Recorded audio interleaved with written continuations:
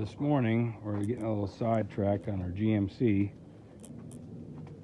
Well, nothing's happening with GMC now because we're going back to farmhouse rehab.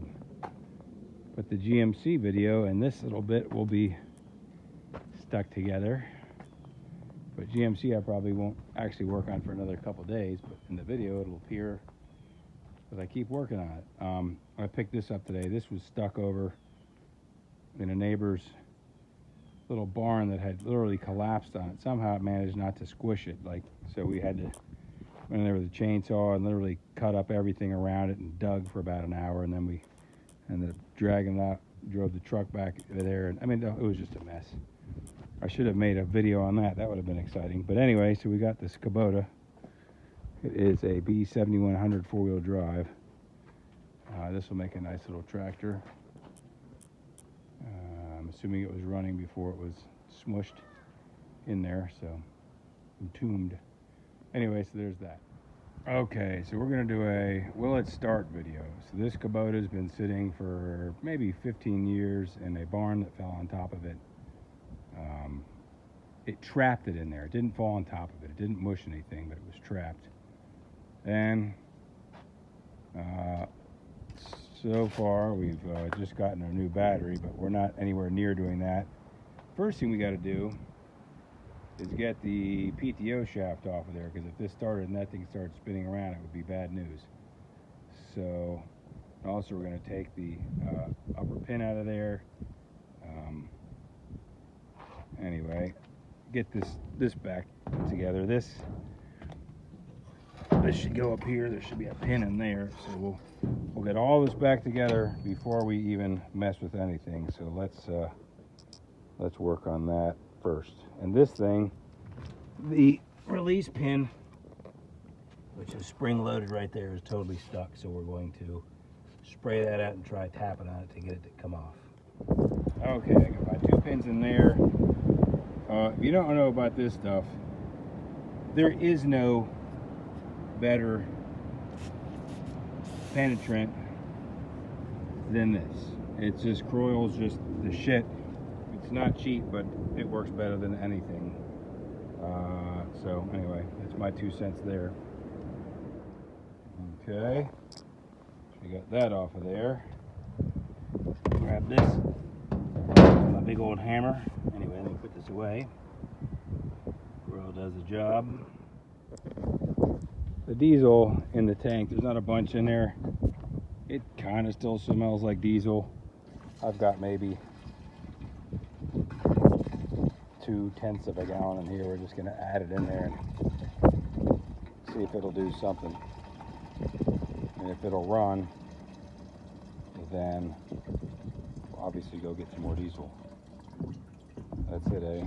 There really wasn't much of anything. All right, let's see here. Come off of there. Let's check the oil.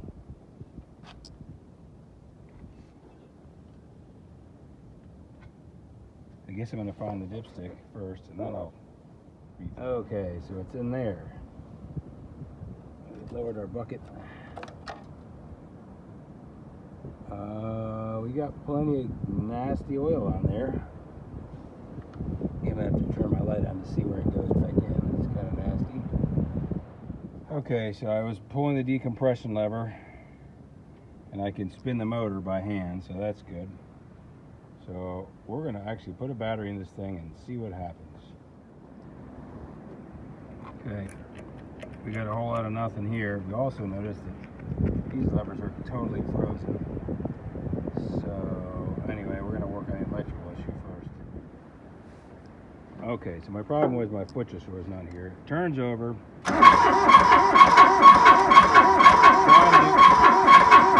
It's trying to do something. Something sounds awfully squeaky. I don't know if it's this. I think the hydraulic pump might be making squeaking. It's definitely coming from around here somewhere. didn't need that on there. So what I want to do is I really need to get these loose and get that in the detent position. So if our pump height's there, we know we need to be at least up to here. So we're going to stick something down in there and see what we got hydro oil wise.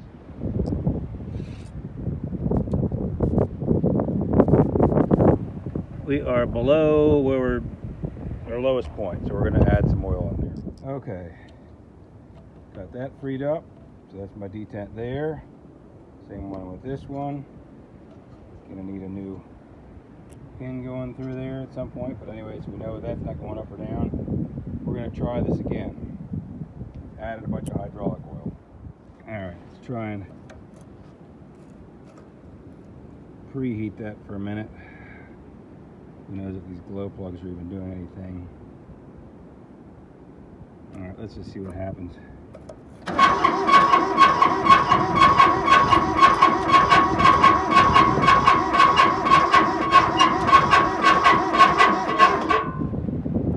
don't like that sound.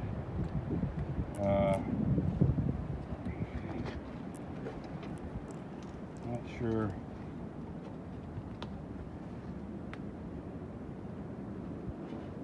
What that is. Let's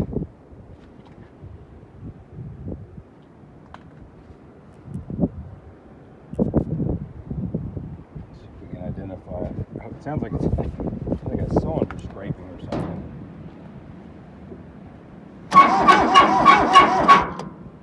It's coming out of the exhaust, so what does that mean?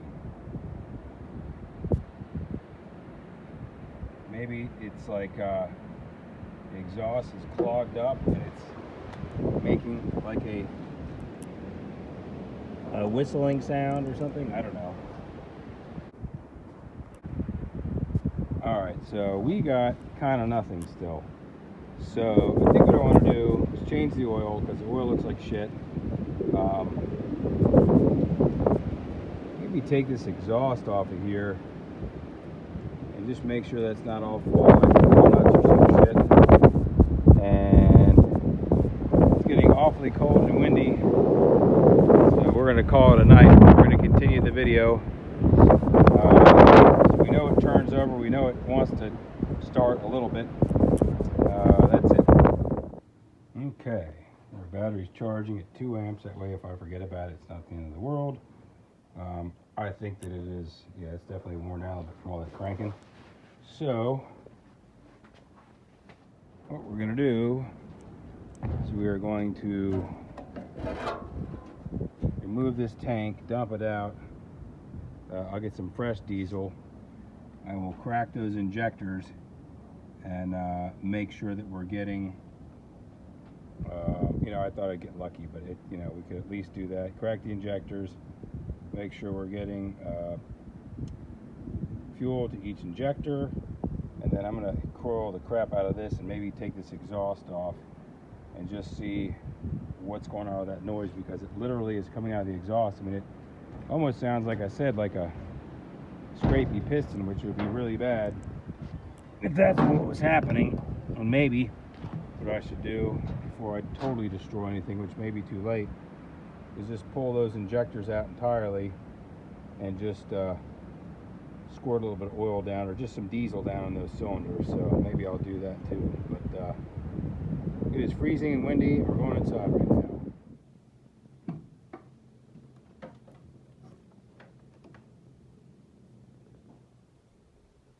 There's Finn standing in the rain, getting completely soaked, drinking the rain off the deck. That's a 200-pound Irish Wolfhound. He's going to be 200 pounds of wet hair.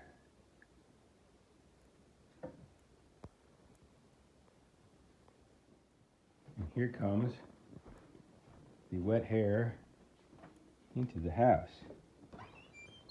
Hi, Finny. You big wet mess? Oh my goodness. Are you going to get directly on the couch? very soaking wet, completely sopping. Come over here, Finny. There's a good boy. Oh my goodness.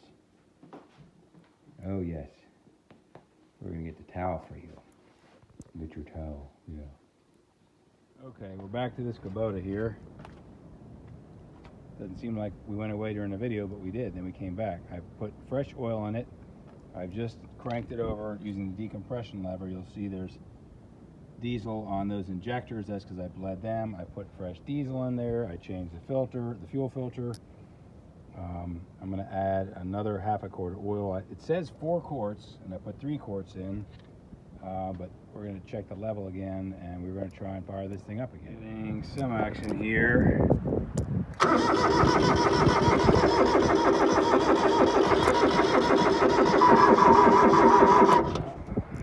Or not. So we did have it running for a minute, but our belt is now disintegrating, and to replace that, I got to pull the front pump off. So I guess I'm going to work on that a little bit.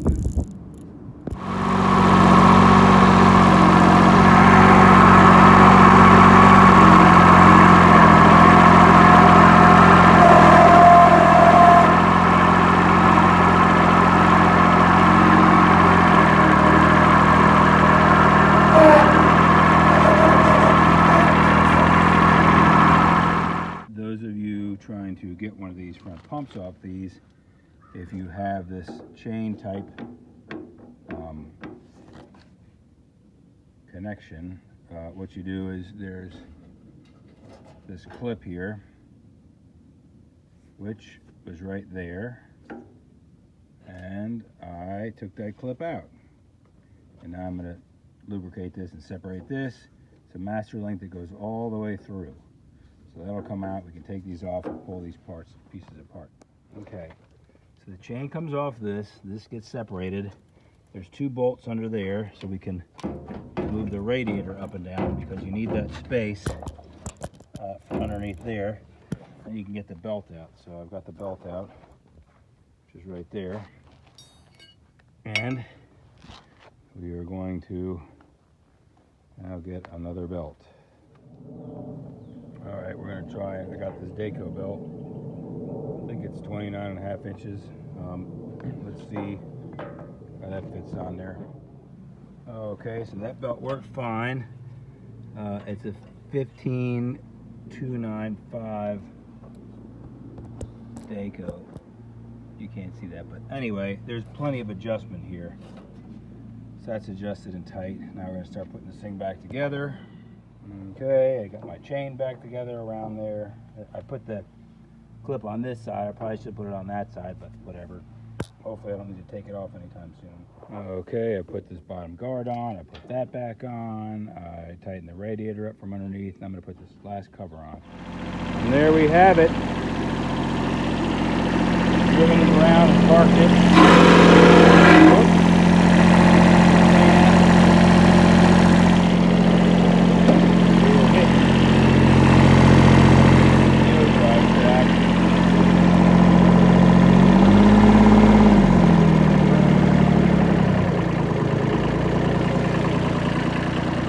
Pretty good.